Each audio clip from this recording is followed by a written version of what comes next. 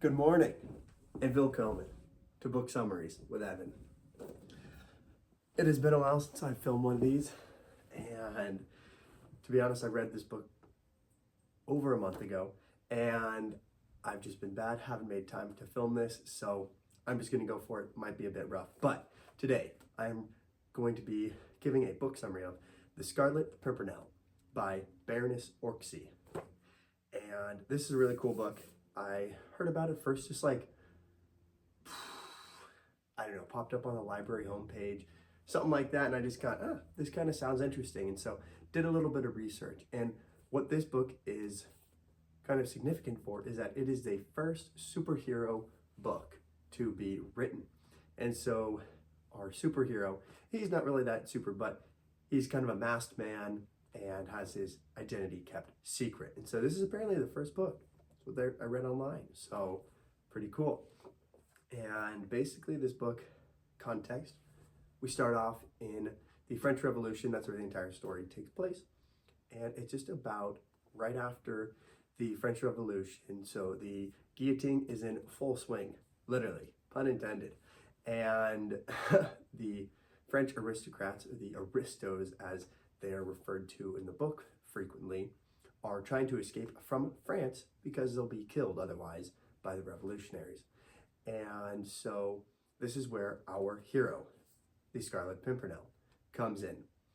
And one thing that I saw and heard from another person who, to cheer up my memory, I watched another or read another review, and somebody complained that when they read the back sleeve, it tells you who the Scarlet Pimpernel is, which kind of sucks. I unfortunately didn't have that totally spoiled, but otherwise it takes about half the book to find out who it is if you don't guess it on your own.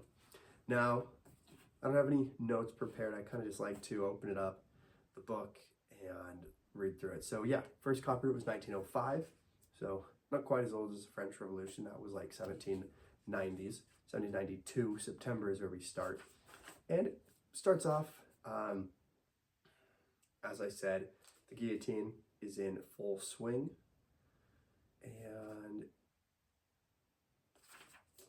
so it tells you about how these aristos are trying to escape. And the French kind of police are watching the gates to try and capture these people. One person who was particularly good at this was Bibo, and he would capture people and, send them back. However, he was foiled by the Scarlet Pimpernel. So there's a couple different stories they share. One of them, I forget exactly, but this summary, as I've said in the past, mainly for me, just kind of highlight the fun stuff from the book. So one of them is that the Scarlet Pimpernel, he dresses up as an old lady, and he's pretending to be this old hag, and she says, "Oh, my son he's sick in the back. I don't know if it's the flu or the Black Plague, but it's bad. You could check on him if you want." Bibo goes, "No, go. I don't." Pushes them through, gets them out of there because they're scared to death. People who got that plague died. It's like 1/3 of Europe's population was wiped from that.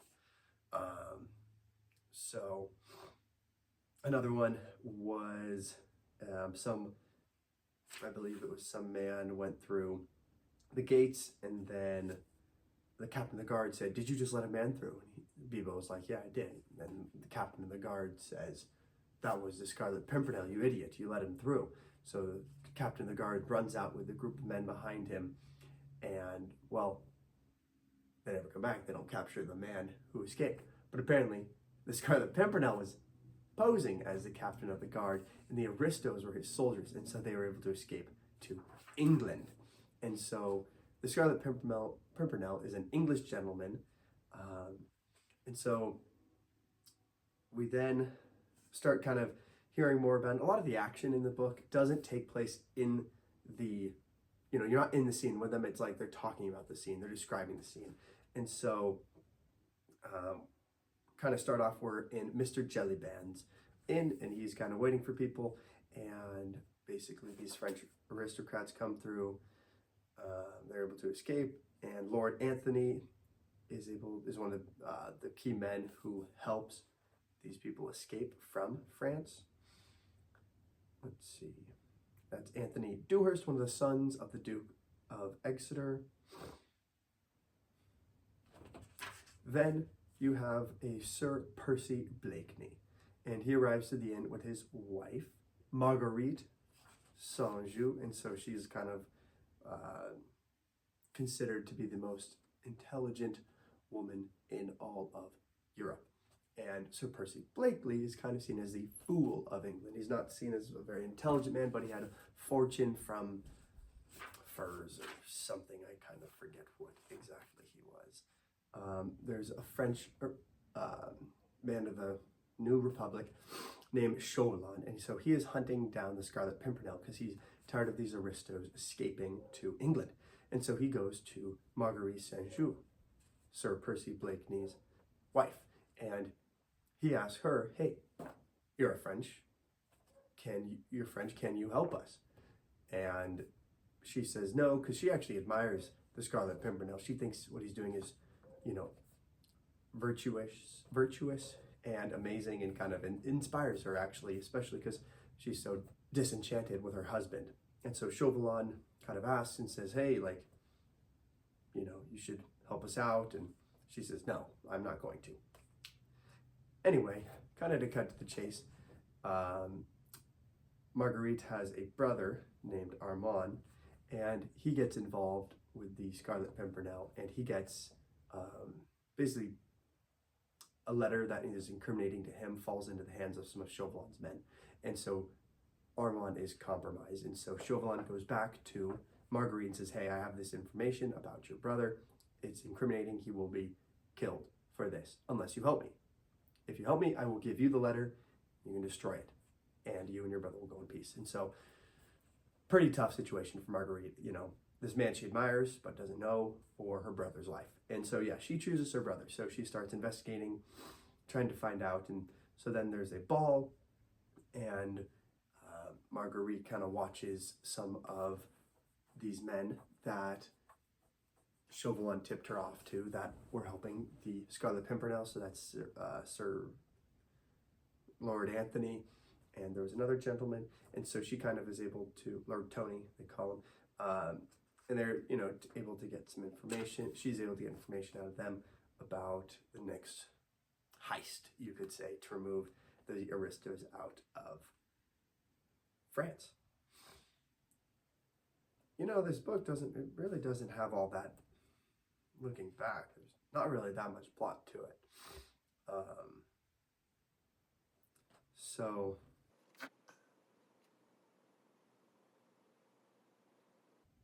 there is a tender moment between Sir Percy and Marguerite. So basically, the reason why they,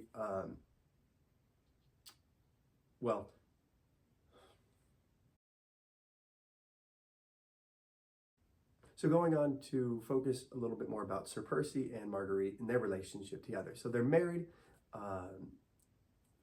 Sir Percy's kind of seen as a dull-witted man. Marguerite's seen as the brilliant mind of Europe. And she thinks, that he'll heap all these praises on her. And so she kind of thinks that she'll love him for that. And basically, it starts off okay, but then Sir Percy hears about some information that Marguerite provided to the French government, I believe it was, and that information resulted in this man and his family being killed. And Marguerite was actually kind of like blackmailed into giving that information away, or she didn't realize they would kill that person and his family, and so it was kind of unintentional. But Sir Percy heard that and really didn't like that, and so, understandably, and so their relationship has become strained. But the more that he's kind of pushed away, she's wanted to love him more, but he's just kind of put up this wall. And there's a tender moment there in their garden, walking, and it was right after kind of Chauvelin had requested Marguerite to, look into Sir Percy, and they went to this ball or whatever, and had this nice time. And Marguerite's kind of thinking, wow, what have I done? This, I kind of give away the information so that Chauvelin can capture the Scarlet Pimpernel. And they almost share a moment of, talking about it, but they both hold out. They both have their resolve. And Sir Percy is like, being harsh to his wife. Gentleman, cordial, but not loving, not soft or kind to her. And it's really kind of sad to see, and they're both close to caving in, but they don't.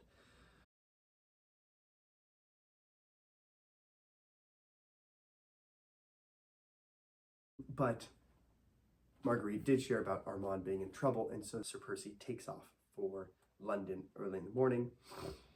And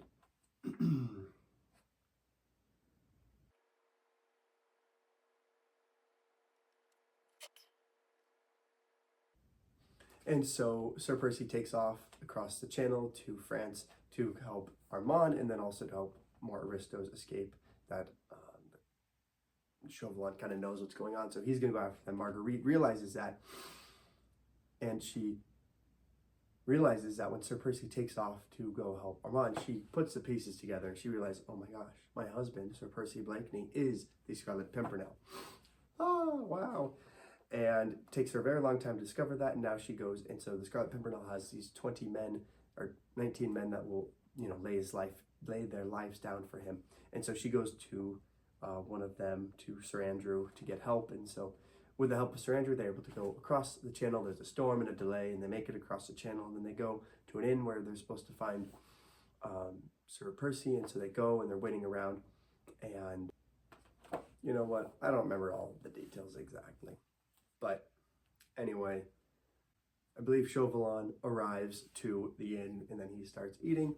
Marguerite's hiding, and then they hear singing outside, and it's Sir Percy Blakeney, and he arrives, and Chauvelin tries to hide because Chauvelin has come with men to capture Sir Percy, but all those men are out at the moment. And so Percy comes, and he's chatting and kind of just like talking about whatever, with Chauvelin kind of not letting Chauvelin know that Percy knows that. Basically, that's kind of going to be a confusing sentence. Sir Percy, who is the Scarlet Pimpernel, doesn't let on that he knows Chauvelin knows his identity, essentially. Till the end of the conversation, the men of Chauvelin's are coming back to the inn, and Sir Percy says, would you like some snuff? And he offers him some snuff that Sir Percy got from this Jewish guy, and apparently the snuff, I guess, was either black pepper or something like that. And so Chauvelin snorts in the powder or whatever, and just has a horrendous attack of sneezing. And then Sir Percy disappears, and then the men come in. Chauvelin, they look around for Sir Percy, and then they can't find him, and they say, okay, well, we'll have to go, look for him. They go out, and then there's this Jewish man, tall Jewish man, and he's, the French don't like the Jews, so they just kind of stay distance from him, but the Jewish man talks, and he says, oh, I'm Abraham, or something like that. And he says, oh, my other Jewish friend, he was going to help this tall Englishman escape in his carriage. And so then Chauvelin's like, show us the way. Where'd they go? Show us. And he's, I go all these mountains. I know these mountains like the back of my hand. I can show you how to get there. So takes him down to this inn, this little, hut on the cliffside, and that is where I believe you have all your, you've got the aristos, and then Armand is in there as well. Essentially, what happens is Sir Percy, the Scarlet Pimpernel, is posing as this Jewish guy, leading his enemies to where Sir Percy is supposed to rendezvous with the French aristocrats who are going to escape. And once he gets there, he's sneakily able to convey a message to the aristocrats who are in the hut during the cover of darkness, and then they're able to escape from there. And then Marguerite is she's been following along from a distance, but she gets nervous, and so she tries to get help Sir Percy, but doesn't go too well. She gets captured, but then Chauvelin finds a note that was dropped supposedly on accident by the escaping aristocrats, and the note kind of leads Chauvelin away, and they left the Jewish guy.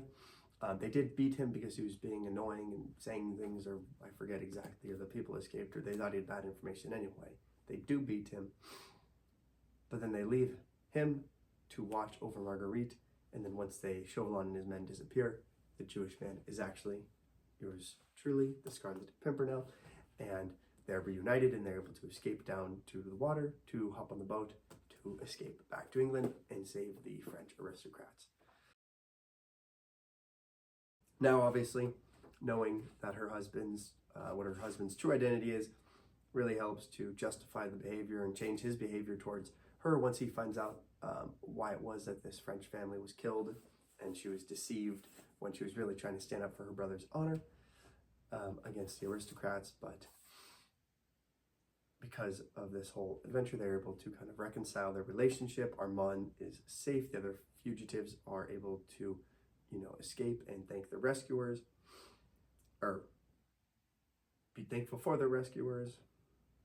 And so, yeah, kind of end the last page of the book as they escape on the boat, the Daydream. The crew knew of the master's secrets, and they were able to not be surprised when they saw his extraordinary disguise. Armand, Saint-Just, and the other fugitives were eagerly awaiting the advent of their brave rescuer. He would not stay to hear the expressions of their gratitude, but found the way to his private cabin as quickly as he could, leaving Marguerite quite happy in the arms of her brother. And they went back to Dover, and they were all happy.